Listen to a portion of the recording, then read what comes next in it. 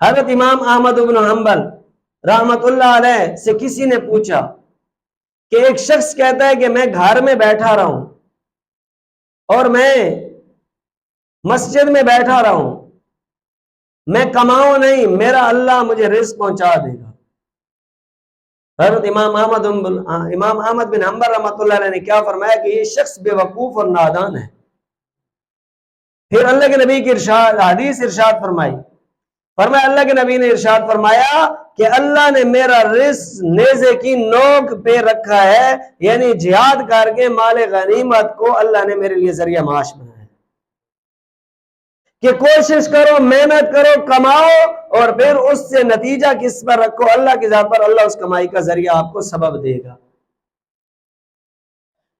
تو میرے بھائی اس سے کیا حاصل ہوا کہ انسان کو اللہ کی ذات پر اسباب اختیار کرنے میں یقین اللہ کی ذات پہ رکھنا چاہیے، توکل اللہ کی ذات پر ہو، اسباب دنیا کے اختیار کرنے ہیں۔